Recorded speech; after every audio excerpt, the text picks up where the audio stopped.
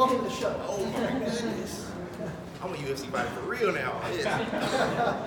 So I know it's been an emotional night for you, to say the least, but now you've had a little chance to process it. Let us know where's your head at right now. I haven't had a chance to process it. I feel like I'm in a dream, literally. Like, this doesn't even seem real.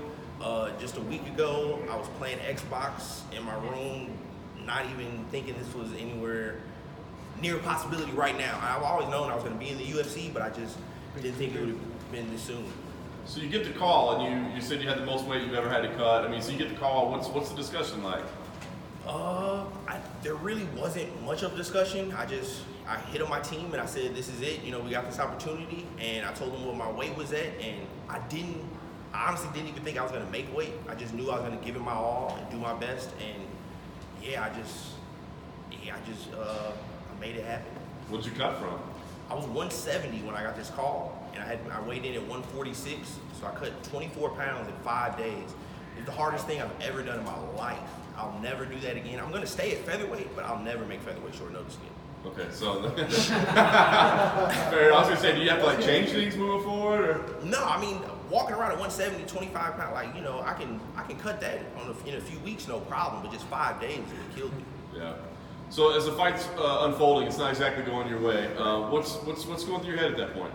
I think that's my biggest strength, honestly, is my mental part. No matter how far down I'm behind I am in the fight, or how bad I'm getting beat up, or whatever, I will never get, you know, discouraged or panic or anything like that. I stayed calm the entire time.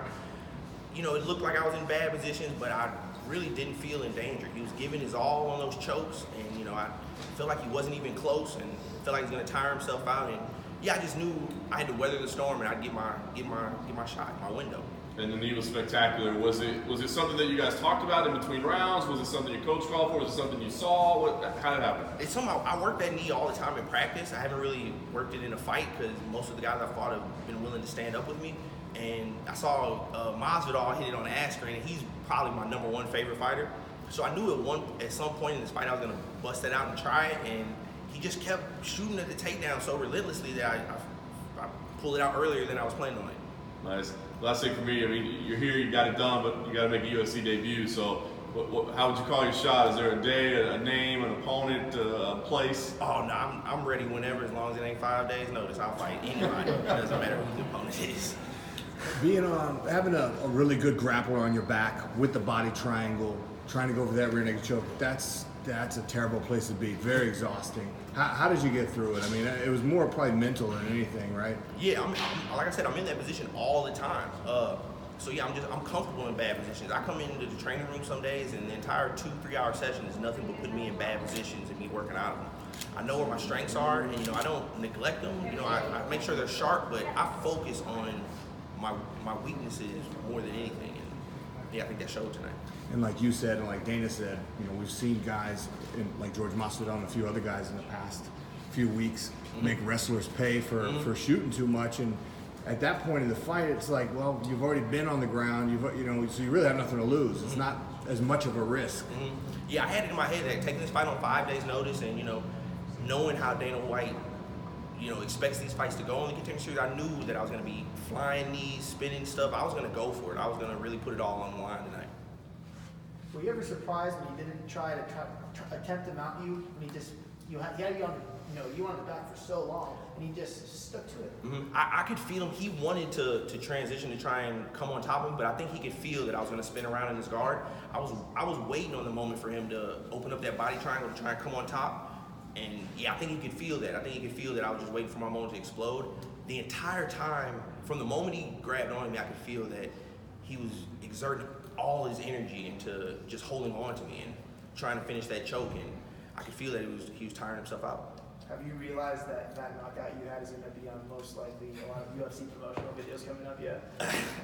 I still can't believe all this, man. I can't believe I'm in the UFC. Like, I'm straight a UFC fighter. It's so crazy to me. And as much as I say that, this has been my life's work. You know, I've been doing this my entire life. So that flying knee, like I said, I work that all the time in training. I've been doing this a long time. So I'm not shocked that I got it, but I'm just extremely happy. Sean, do you think your short notice and also your weight cut, do you think that had any bearing on how you started the fight and just your energy level? Yeah, for sure. Back in the back warming up, I could feel that my cardio took a hit from this weight cut. I normally have really good cardio, but yeah, that 24 pounds in 5 days really zapped me. And yeah, that's another reason why I knew that I was gonna have to be, you know, just really going for it, throwing flying knees. And but yeah, after that first grappling exchange, like I said, I felt like he was more tired than I was. So it ended up working out for him. Did you ever feel like you weren't going to make the weight cut? Max Holloway, when he was going to try to fight Khabib, he tried to cut a lot of weight similar to what you actually did, but they pulled him. Were you ever fearful that you were going to get pulled or that you would make it? Yeah, I had it in my head. At one point I knew I wasn't gonna make the weight. I was like, yeah, I'm not making this weight. I'm just gonna. It is what it is. I'm accepting this on short notice. You know, the money on the line was more than I've ever made, so that's why I was like, you know, I'm just gonna go for this opportunity. I know Dana White probably was gonna be mad I didn't make the weight, but then yeah, I have the best team back home behind me, a nutritionist and a chiropractor that really know their stuff when it comes to health, and they told me it was possible, so I just believed in them, and we started getting closer and closer, and yeah, I made it. Actually, I'm curious how you do it, because when you only have 5 days, you don't have time to water load, which, like you said, 20 plus pounds, if you have enough time and you can water load, it's fairly easy to do, right? Yeah. In 5 days, you pretty much just have to starve yourself and sweat it out. Yeah, well, what the protocol for me was, well, I already drink a lot of water and drink about 2 to 3 gallons of water a day, so I'm already carry around a good amount of water weight. But yeah, as soon as we got this call, I had to go basically straight keto, no carbs, and yeah, it was very draining, but yeah, we got it done. How much did you weigh this morning or before the fight?